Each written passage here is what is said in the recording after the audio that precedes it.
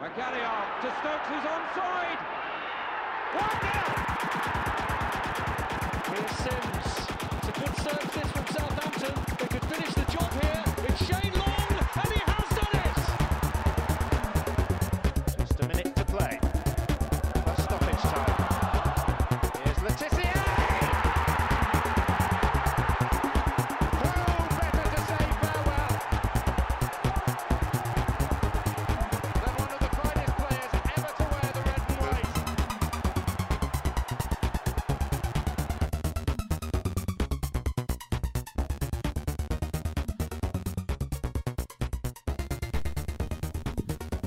Hello and welcome to another episode 49 in fact, of the Saints FC podcast. And today's an interesting day. I think kind of the agenda for the podcast has gone out the window and we've rewritten a new agenda. Obviously, if you want to get in contact with us, let us know your thoughts about what we're going to be discussing tonight, which will mainly focus probably around Les Reed being sacked or moved on as the Vice Chairman of Football at Saints. You can do so by emailing us saintsfcpodcast@gmail.com or getting us on Twitter @saintsfcpodcast. To my left tonight, I have James, my brother, with me. Hello, James. How's it going? Hi, I'm doing good. Excellent. Well, should we just cut straight to the chase here? Because I don't think we want to talk about Man City result particularly too much. We will get to that a little bit later on. We'll probably keep that bit quite short. But we're recording today on the 8th of November. And this afternoon we heard the news, or maybe it was about lunchtime, we heard the news that Les Reed, who was the vice chairman for football at Southampton Football Club, had been sacked. Alongside him, Martin Hunter, who's the technical director for football affairs, has also been moved on as well. And it's funny because when we were preparing for this podcast, we were actually thinking, well, should we do a little bit of a look at some of the rumours about who might be coming in to replace Mark Hughes coming in. We're perhaps anticipating that it might be Hughes' job who would be on the line. But Les Reed has gone. And I know a lot of Saints fans have been suggesting that he should have gone quite a while. But I don't know, James, I mean, should we just start with why is it important that Saints fans should care about the fact that Les Reed has been sacked? Okay, well, I guess he's been the sort of head of football head of football development, like sporting director, and then a year or so ago became vice chairman, which sounds like a big promotion financially, even though it probably was just the same job. And he, I guess, was responsible for a lot of the hiring of the scouting people, like acquisition of players, acquisition of managers, and I guess all of that feeds into the actual who's actually running the football side of the club and what's going to happen. So I think it's like a key role, and one that most Premier League clubs and even clubs all around Europe will have a head of football operations or sporting. You know, there's a whole bunch of titles for the same job, really. It's the person who's running the football show. So, I mean, I was asking, does it matter, or is it, just literally rearranging the deck chairs on the Titanic? You're doing that as the ship's going to sink. I mean, certainly the good ship Southampton is a sinking ship at the moment. And, I think a lot of this is down to the fact that basically in the Premier League, unless you're moving forward, you have to take a few steps forward, even just to stay still. And it's clear from the Ralph Kruger interview that we've mentioned before on this podcast that he did in the Daily Echo last year, that Saints and the Southampton way, which we were sold as this kind of very progressive, forward-looking, ambitious club strategy, had kind of changed somewhat in its outlook and become a kind of like, we want to cement our position where we are, which was, top half of the table, Premier League side, flirting with Europe, which is fine. But actually to do that, you do need to move forward. But I suppose, there may be some listeners who don't necessarily know that much about Les Reed. You'll know about the players, you know about the managers. There'll be lots that probably even know more about Les Reed than us. But just to give a bit of context, he joined the Saints in 2010 when Nicola Cortese was the chairman of the club under the ownership of Marcus Lieber. And Nicholas Cortese set this kind of very, very ambitious strategy for the club. As chairman, we had the 5-year plan to get back up into the Premier League, which in the end only took 3 years. And then, he announced that his next plan was to get us into the Champions League, which we never quite got there, but we did, we got to 3 points off qualifying for the Champions League back in 2015, I think it was, 2015-16. But in that time, Les Reed has held a few different positions in Southampton, and he was responsible for a lot of the recruitment, for managing the academy, and there are some questions over how much he had to do with recruitment of certain players and with certain managers. So I think it was Cortese that kind of thought Adkins would be the right man, but Les Reed certainly would have been involved in that as well, I think. And then we also have the situation with Pochettino, although Pochettino was famously actually scouted by one of Saints' football scouts who was going to watch Coutinho, who was playing for Pochettino at the time at Espanyol, and told the club, actually, you need to come down and have a look at this playing style. It's really interesting what this guy's doing at the club. And that's how we ended up with Pochettino. Les Reed was also involved in the appointment of Ronald Koeman, which was a fantastic success for Koeman and the club. Went really, really well. And then Puel, which was, okay, moderately successful, but sacked after a year. So, overall, I think, if the club aren't happy with someone after a year, that's going to be deemed as a failure. Pellegrino, out-and-out failure for the club. And then Mark Hughes as well, who kept us up and is a good friend of Les Reed, has known Les Reed for a long time, did his FA coaching badges whilst Les Reed was in charge at the FA. So, he is very much involved. He's always there at the photo opportunities when it comes to the transfers. Although I bet he'd kind of wish he could bury some of those transfer photographs now with some of the kind of slightly less successful ones. But there are some questions about, how much was Les Reed to do with these transfers and how much was to do with the managers. So, I mean, Pochettino, do we credit Les Reed with that, or do we credit the scout who was watching Coutinho, or do we credit Cortese? It's hard to know what goes on in the upper echelons of a football club, but certainly it's a very, very important role.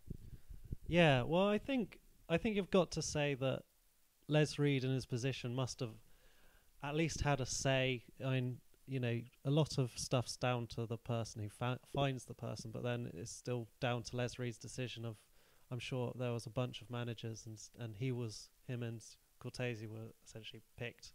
Pochettino, apparently he was the one that brought in Koeman, which again is a good manager, and even Claude Puel has at least proven his competency within the Premier League, both at our club and at Leicester.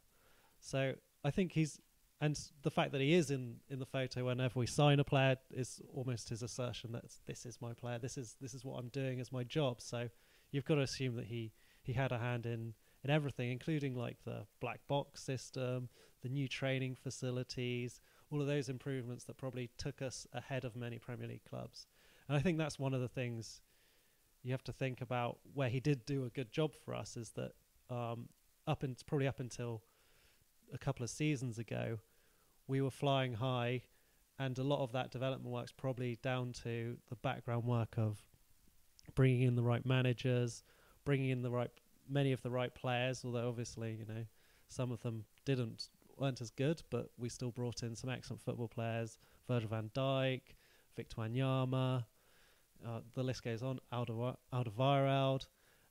And so you've got to think that he did do a good job during that period. And then about 2 years ago, you can almost say that's like there was a change, well, maybe not even a change, but a fact that we sort of stopped improving. I think that's the thing.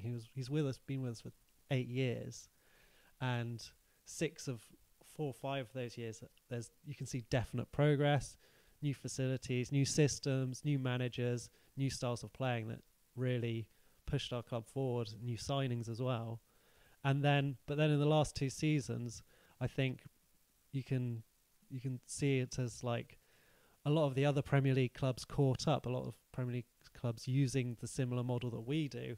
And I guess, especially in the sort of recruitment area, you could certainly say in the last 2 years we're in a much more crowded marketplace because all of these other clubs are using similar types of assessments, probably even as good or better because they've developed them a few years later. So they've said, let's copy the Southampton model, but let's put in this extra bit that of due diligence. And maybe under Les Reed, he was like, well, we've done our bit, we've done our development.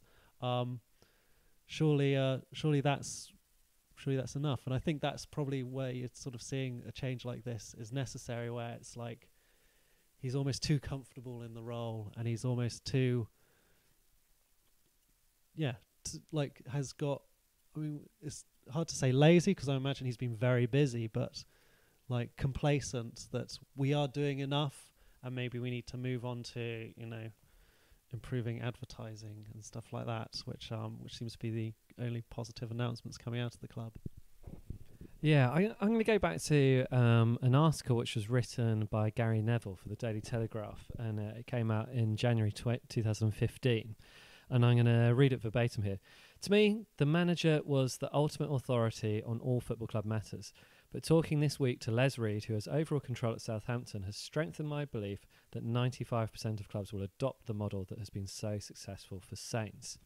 Southampton, who are third in the Premier League table, with 16 games to go, are all joined up from the under-7s to the first team, and Ronald Koeman has coached so well. I spoke to Reed about the club's black box, a darkened room he compares to the bridge of the Starship Enterprise, and why preparing in advance for the loss of a manager is just as important as planning which players to buy. So, I mean, this is not long ago, really. 4 years ago, we were being lauded as, this futuristic Starship Enterprise. I mean, I suppose the really alarming thing is that 16 games to go, we were third in the Premier League. God, that sounds like an absolute fantasy land now. But you're right, basically, Les Reed has been at the club for 8 years, and I think his position probably peaked 4 years ago. And then I think, we can say thanks a lot, Les. It's great. We got up from League One to the Championship to the Premier League. There's obviously lots of other people to thank with that. Obviously Nigel Adkins had a big part to play in that. Some of the players were absolutely fantastic, like Schneidlin and Lallana, Lambert, Cortese, who was the chairman. All of these people kind of helped us bring us up. And then, Pochettino worked so well. The players coming through, which Pochettino kind of bled the youth through into the team, was fantastic. And, then he undoubtedly got the appointment of Ronald Koeman right. But then it's also in the Ronald Koeman era that things start to go wrong for Les Reed, I think. So when Saints lost Ronald Koeman to Everton, apparently Koeman was, very interested in seeing out the rest of his contract. He had a year to go on his contract. But when Everton came in for him, Southampton didn't do much to stop him leaving. And what I've heard is that, Ronald Koeman was a big personality. He was also kind of an older football style man. He wanted more control in things. He wanted more control in transfers. Okay, Koeman obviously got people like Pella and Tadic, right, who are the players that he brought over from Holland. He also brought in Cuco Martina. Jordi Clasie as well. And Stecklenburg, I suppose, as well. So, I mean, you can see that Koeman wanted to get involved in the transfers. And that didn't sit well with Les Reed, is what I've heard from kind of people close to the club. And so that's why, when Everton came in for Koeman, we didn't work particularly hard, or Les Reed didn't work particularly hard to keep him. And they were confident in themselves that they could get a manager, especially a manager that was used to working with the director of football and not having too much of a say other than the coaching, who come in, be a bit quieter, be a bit more placid, fit into a system which Les Reed wanted to have working, which obviously he believed very strongly that worked. You can see from the interview that the conversations he's had with Gary Neville that, he was very a big believer in that system, and also a believer that the manager didn't matter too much. As long as the system was right, you could replace the manager and it would work. And then I think with Claude Puel is where it started to go wrong. Claude Puel, I think, was a yes man for Les Reed. But really the biggest problem for the fans was what they were seeing on the pitch. Under Puel, we did pretty well. We got to the final of the AFL Cup. That was great. We had some fantastic performances, but we also saw Saints regress a bit in terms of the intensity of the performance, in terms of the attacking, pressing football that we'd got used to under, Koeman, Pochettino and Adkins, and basically what had been a run of like 6 really exciting, thrilling seasons to be a Saints fan. Yeah, and I think that's sort of a point there, is that like Poole came in and started playing a very, what you'd almost instantly saw as a very defensive style of football, where we wouldn't concede, but then we wouldn't really, but it's sort of like we wouldn't concede, but hope to score the goal that pushed it over the end, and that's sort of what we did. And we had an excellent defence back then with Virgil van Dijk that could deliver on that. And then the second, I think certainly last season when Virgil left, that whole methodology is completely gone, because you miss out on this world-class defender who's cleaning up a lot of the errors and probably saving us a goal a game.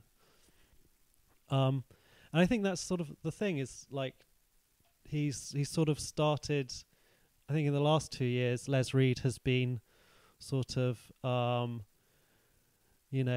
sitting back on his reputation and reading his own excellent reviews. An aging film director who's like made a couple of classics and is now like, well, now it's just my vision. I'm going to ignore everything else. I'm not going to think about improving on stuff because my vision's perfect because I've done it before and it worked. And I think that's the problem. And I think that's the ultimate reason why we've descended in our like performances on the pitch. And the new ownership has come in and has given Les Reed his opportunity to show that he's good enough, and he hasn't impressed them, because they've got rid of him this week. Yeah, so it's an interesting point, because I think after Cortese left and Kruger was brought in, and he has his ice hockey background, and I think they accepted that they didn't know much about football, so they needed someone up there with that knowledge of football, and that Les Reed was the man that got the job, which is absolutely fair enough, because at the time, everything that he'd done had been a great success. But I think, as you move further upstairs, you do become distanced from, what's going on the ground, what's the innovative things. And I can see it in my own work. I work in higher education, and I went to a conference earlier this week, which is all about, policy in higher education. And I was listening to people who are much more senior than me, and they're talking about stuff like, oh, we've got this great methodology for doing something. And just thinking, actually, well, on the ground, we already do stuff like that. A younger, more, dynamic team will be doing those things. And so I think, Les Reed, you move further up, he got further away from the action, and perhaps he was kind of less influential.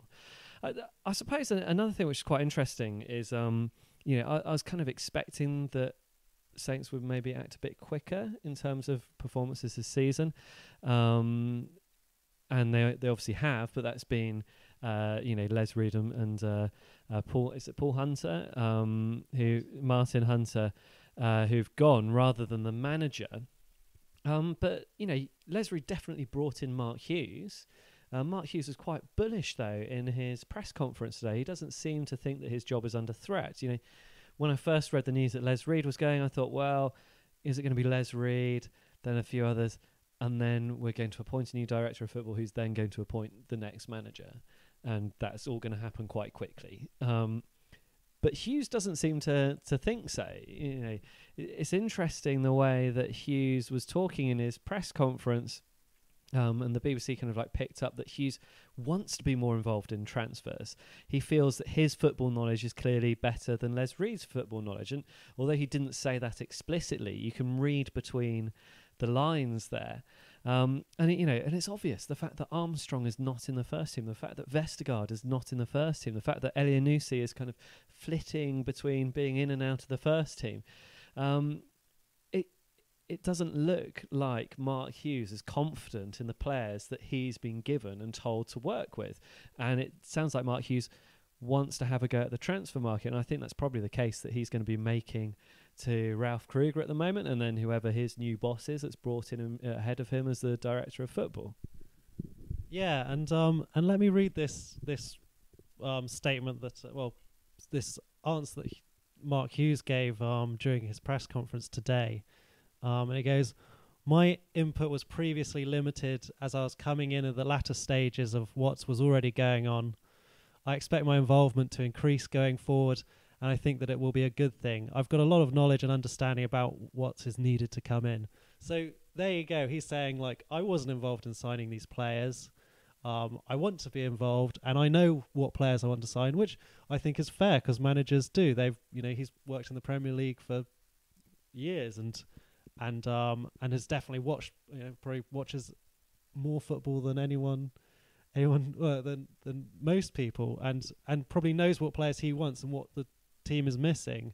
And so I guess if what he's saying there is sort of implying that we didn't sign the players in the positions that he wanted or the types of players, and so maybe that's it. And it's, it was also quite refreshing just to see, because we watched the video before we started this and of his press conference, and his body language is so much more positive. I mean, obviously he must be much happier this week because, yesterday everyone's speculating about him, expecting him to win the sack race, and speculating and bets are going in on who's going to replace him, which is always very hard for a manager. And so he's obviously felt that pressure lifted off. But you could see that even when he was talking about the Man City result, his body language, he was quite happy. I think obviously it probably helped him that Man City went and smashed another club just as good as us 6-0. But it doesn't stop the excuse that the performances have been awful. But hopefully this will lift a cloud. Maybe that positivity in Mark Hughes is also being reflected in the players, and we'll go out on Saturday and put in a really good performance and get the win that we desperately need. It does seem insane to imply that the sacking of a vice chairman could bring the positivity that a club needs to turn around its fortunes, but you're right. And I'm trying to work out, was Hughes feeling like he was being kind of like crushed under the weight of Les Reed, or was it just oh my God, I thought that was going to be me that was made to walk the plank, and it isn't. I've lived to survive another day, and if I turn this around now, I've got a chance of surviving. Yeah. I imagine it's a bit of both, really, isn't it? Yeah. Let's look first at potential directors of football who we might expect to come in place of Les Reed. And I've created my own shortlist, who are all kind of quite familiar names, I suppose, actually. So, first of all, Ross Wilson. So he's currently the kind of like director of, what's his title? His title is Director of Football Operations, right? So he's already a director. He's kind of brought in to do recruitment. And he's at Southampton. He's at Southampton. Yeah, so he's the current guy at Southampton in charge of recruitment. But a lot of people were expecting him almost to go, and it was almost a little bit surprising that when Les Reed was got rid of, that Ross Wilson wasn't. So maybe the higher echelons of the club see something in Ross Wilson. Maybe they just haven't got around to digging out his P45. I'm not sure. I don't think he's going to be the right person to step up into that role. And actually, the way that Saints have spoken about it in the media today, it sounds like they're going to be going outside of the club to find their next person. However, outside of the club, we have an ex-Saints where he was in charge of kind of youth and also recruitment at a time when we did incredibly well, which was Paul Mitchell. He actually was probably one of the first times that a kind of like middle management football person's transfer to a club made the national press, and that was because he moved to Tottenham Hotspur, and Saints had done so well with their recruitment, it made waves. Unfortunately for him, his working relationship with Daniel Levy was untenable and he decided to quit. And he's now, I think he's in charge of like youth recruitment for Red Bull Leipzig in Germany. That doesn't sound like a top job like the one that we now have vacant at Saints. And I wonder if perhaps we should be looking to bring him back into the fold, because he clearly did very, very well. And I think he might be the brains behind the black box, and hopefully he can continue to develop that and make it better. And then the other person that I've got on my short list is Steve Walsh. So he was in charge of recruitment at Leicester, brought in Mahrez, Vardy, Kante, went to Everton, spent £150 million for Ronald Koeman.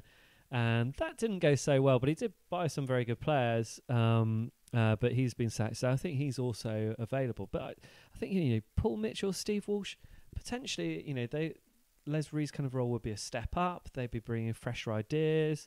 Paul Mitchell's still very young; he's like mid-30s. So I mean, he would be my number one. Paul Mitchell would be number one on my list. Yeah, and I think I can't claim that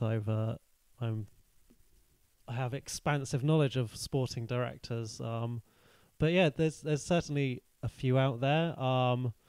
The other thing probably to look at is probably some of these people that were like outside bets for an Arsenal sporting director. Someone like Patrick Vieira, who's worked at Man City, and he was touted. He was allegedly interviewed for Arsenal's possibly both the managerial role and the sporting director role. So maybe you could look at someone who's like that, where you've got a established, famous footballer who also has a lot of backroom experience now, that does something like that, or some of these more traditional, older ones. There's certainly quite a few.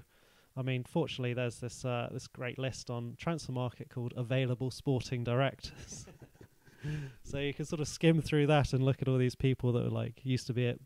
Robert Fernandez was at Barcelona, left in the summer, probably slightly out of our price range maybe. But Steve Walsh, a bunch of Italian ones, Henry Stambouli, who was at Montpellier, and so there's a huge number that's certainly someone who's unemployed is always, I think, in our price range. So there's all these choices. Even another familiar name would be Mikel Silvestre, who was at Stade Rennais. And so there's all these options, and really I imagine we won't guess who's going to be brought in, but as soon as they are, we'll be all over every single thing that's been written about them as soon as possible.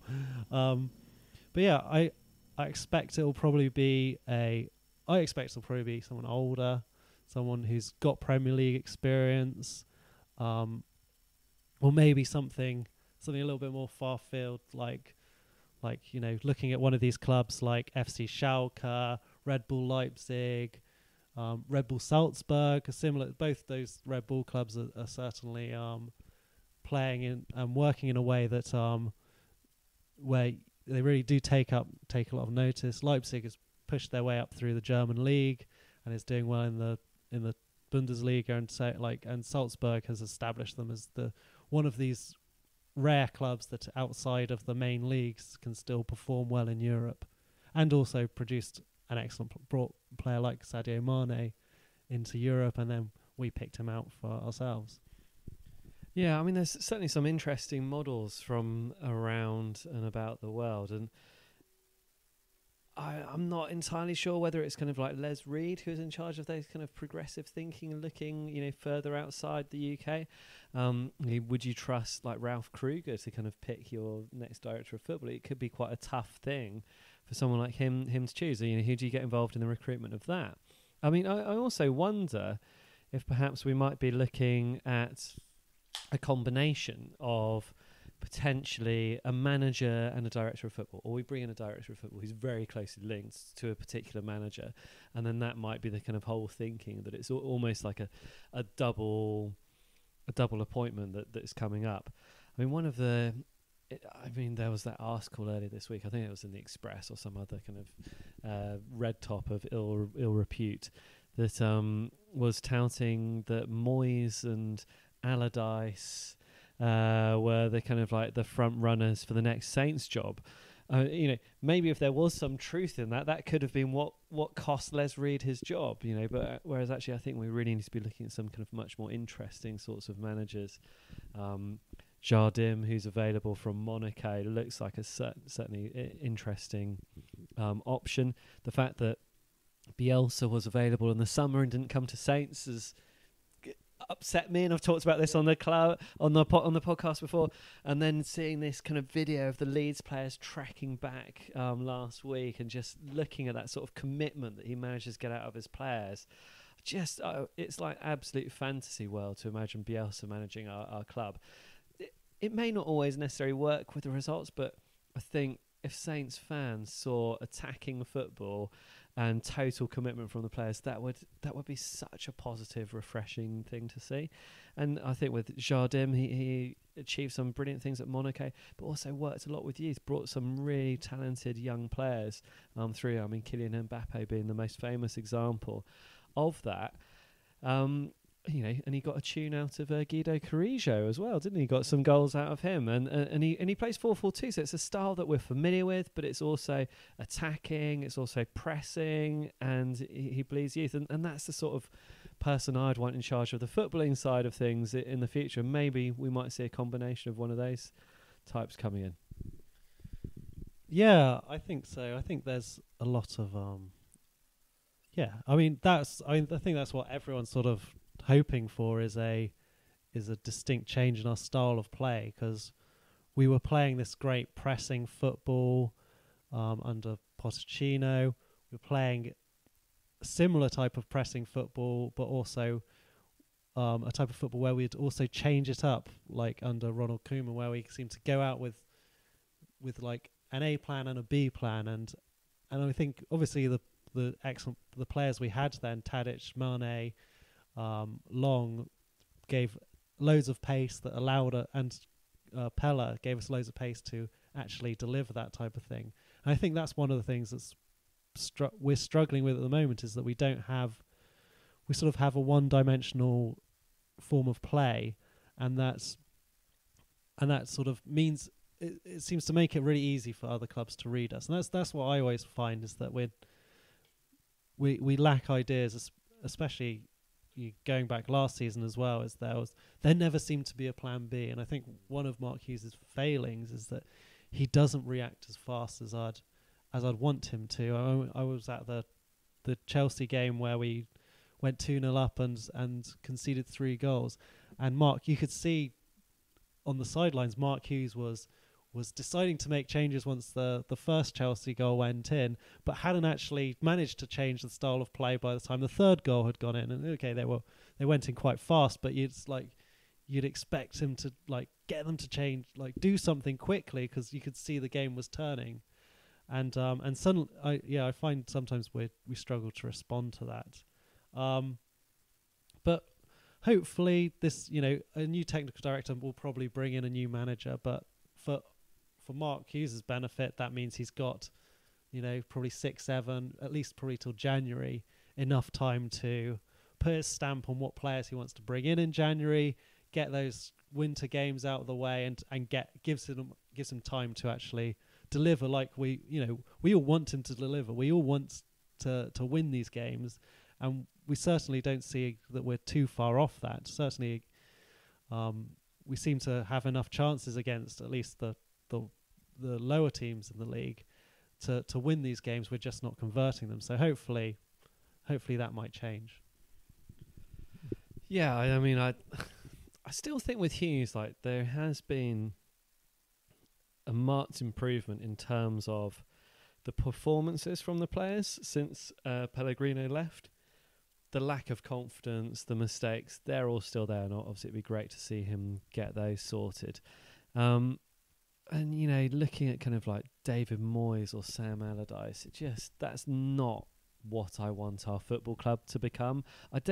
In the 90s, we used to sack our manager every single year, scrape ourselves outside of relegation. We had 2 great years with Alan Ball, but I don't want us to be doing that again and again and again and again and again, because it's just depressing. And the whole kind of exciting young managers different styles. That's the way I hope that we go next time with our next appointment. Anyway, I think we've probably talked enough about managers, directors of football, vice chairman. So unfortunately, that brings us to the review of the last game, which was Manchester City 6, Southampton 1. My laptop managed to kind of remind me of that. As I opened it up, it still played me the kind of cuts to the studio of like, so Manchester City 6, Southampton 1. What do we think about that, to the panel? So, even my laptop's taunting me, not managed to open up against this, but it was pretty abysmal. I mean, Manchester City are a phenomenal side, but we were just lambs to a slaughter, weren't we? Yeah, we were. I mean, what is like 16, 17 minutes, and suddenly the game's beyond us, like immediately. And it's this thing where they could just get the ball into our box and make a pass, and that would, I think they probably did that at least 12 times in the match. And so you're looking at it going, well, yeah, no wonder they scored so many goals against us. And it's something that I'd really like to see us doing a lot more, is actually trying to get into the box, down at the byline, and putting a ball across the 6-yard box where there's someone there. I think we sometimes do it when there's no one there, or we get one person into the box and there's nothing there. So yeah, it was a disappointing performance. There were some brief glimpses of good pressure from us. Like, the pass that Bertrand played through to Danny Ings to win the penalty was excellent. But any time where it looked like we sort of climbed our way back into the game a bit, Man City would just take the ball down the other end of the pitch and score again. So yeah, it was disappointing. It was painful. I mean, I personally felt impressed with myself for watching the whole thing all the way through, and I imagine lots of other people felt the same way, and lots of other people can't blame you for switching off either.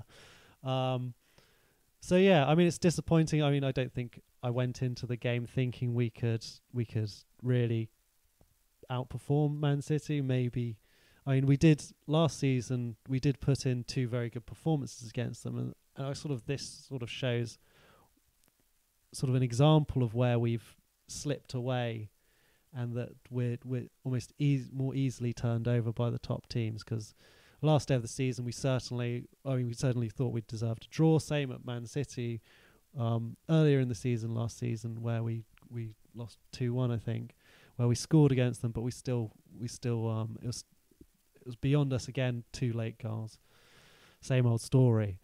So yeah, I mean, it's tough, but I can't.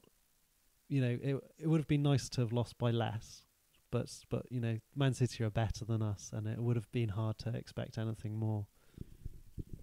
I think one of the things that I noticed on that is just that there's literally no position on the pitch where we have a better player than Manchester City. They are better than us in every single element. From every single position on the 11. Their bench is obviously incredible. I was one of the kind of treacherous Saints fans that made Sterling their captain in their fantasy team, because I expected full well that he would get some goals and get quite a lot of points.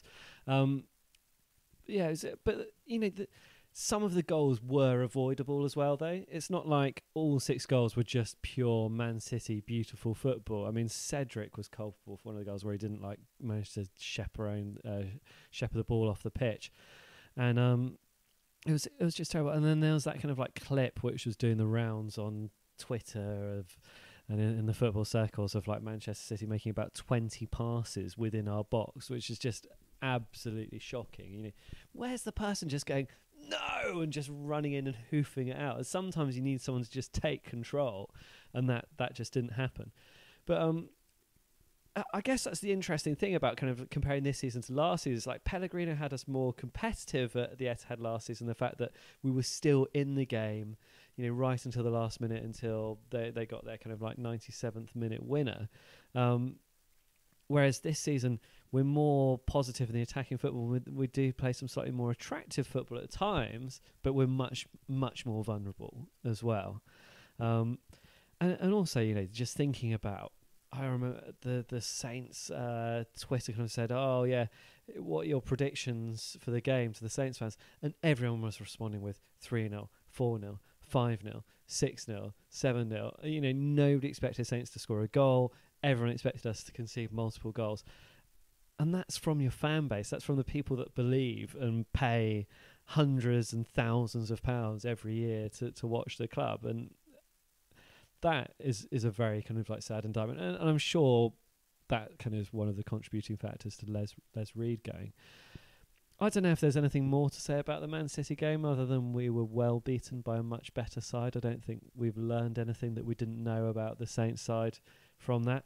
So really we need to start to look forward to the weekend and our match against Watford, who had a very, very impressive start to the season. They've had a little bit of a wobble, but they're certainly looking better than Saints at the moment. Yeah, they are. But hopefully, well, most teams are looking better than Saints, to be honest. So it's very hard to put that as a judgment. Otherwise, we'll never appear at a game expecting to win it.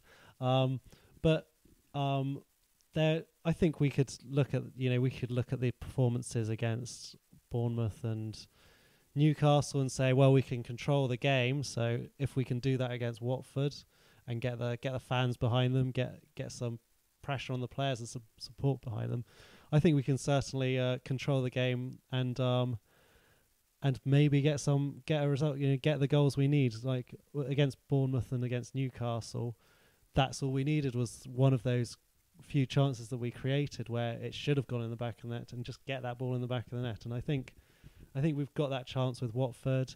They're missing a key player, so hopefully that'll reduce their pressure on us and hopefully give us a bit more space. And hopefully we'll turn out and our players will respond to the disappointing performance on Sunday, and deliver the performance that we all want and deserve, I think. Do you think the players were kind of hoping that the big announcement this week might have been about Hughes and not about Les Reed? I mean, it's interesting to see how the players react, or if they actually react at all to that, because you may think that other than him being the person that gave them their big fat contracts and their transfer fees, they might not know or care that much about Les Reed. Whereas Hughes looked quite buoyed by the news in a way, which we don't know whether that's the fact that Les Reed was gone or the fact it just wasn't him. But I mean, can we expect to see the players lift their performances? Obviously, every week we see in social media, from the press releases, they reel out one player saying, "Oh yeah, it's all going to be different this week. Get behind us, and we'll show a really good performance." Then week in, week out, we see another terrible performance. Is it coming this weekend? Is this the moment? Can we have some belief? Do the changes at the top of the club make any difference to the players? Is it going to be, they're going to feel a whole load of drive? They're going to do this one, to celebrate Les Reed being sacked? It sounds insane. Yeah, well, I hope so, because we really need a win. And I think we should be able to believe the players should, they know they need to respond to that performance.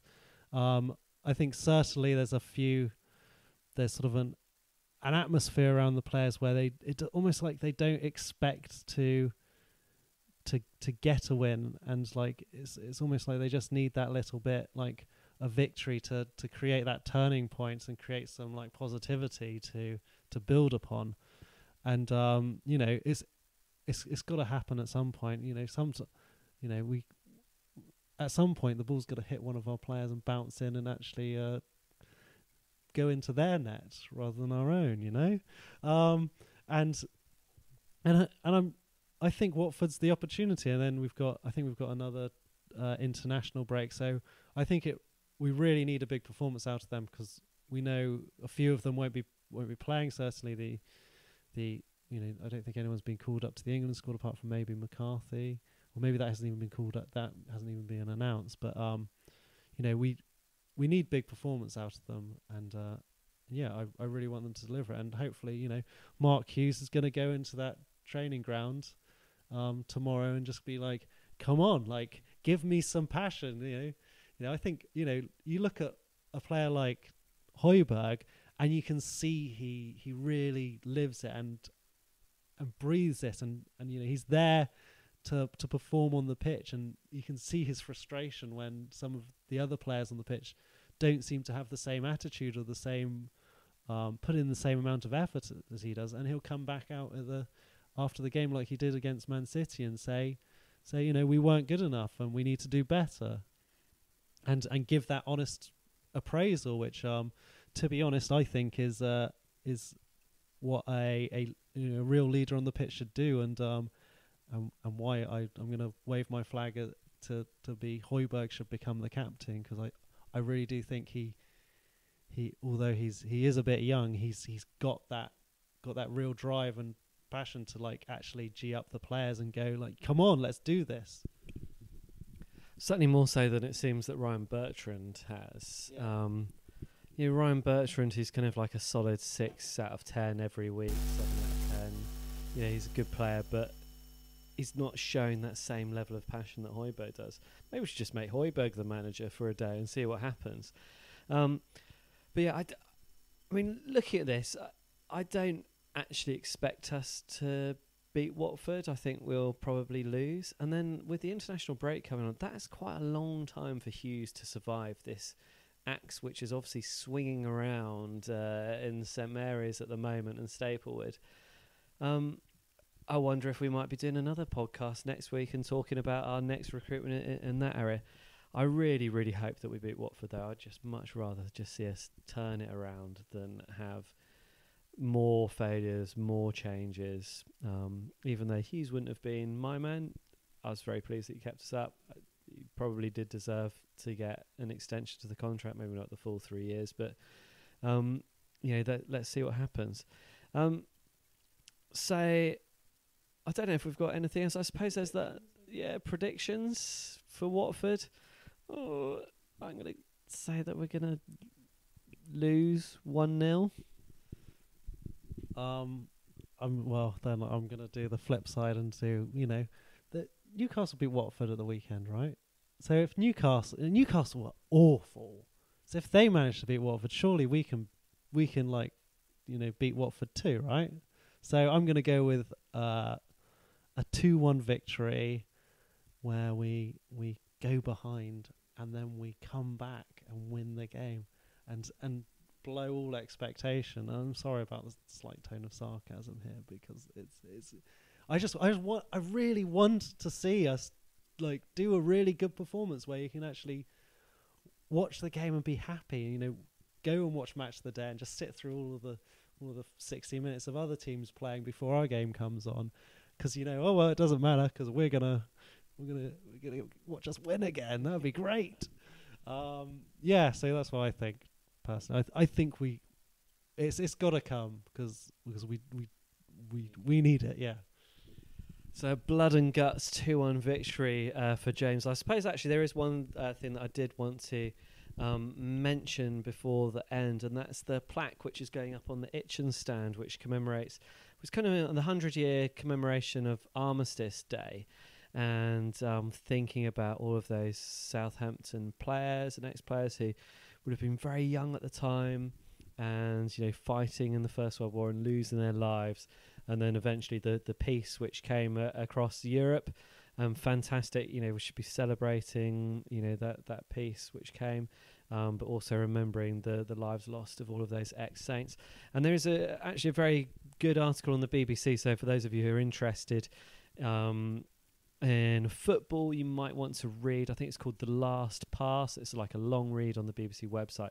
Very, very interesting, focuses on a young 18, 19-year-old chap who was playing for Sunderland and then obviously went out to fight in the First World War, and kind of like what that would have been for young men at the time. So definitely worth a read, and obviously we'll be thinking of those ex-saints who died 100 years ago now in the First World War. I did have an email to read out. I can't remember your name, and my Microsoft Surface has crashed and won't turn back on again. I wouldn't actually recommend a Microsoft Surface. It's alongside my 2008 MacBook, which is way more reliable. So anyway, there we go. That's what I use. I record on the 2008 MacBook, and the Surface has my kind of like notes for the episode, and the Surface doesn't work, and the MacBook is still going strong and still recording this. But anyway, if you do want to email in, thank you for your emails. Thank you for your tweets. It's at Saints FC Podcast on Twitter and saintsfcpodcast@gmail.com. That's enough for this week. Thank you very much for listening. And let's hope that we have a victory at the weekend. Bye-bye. Goodbye.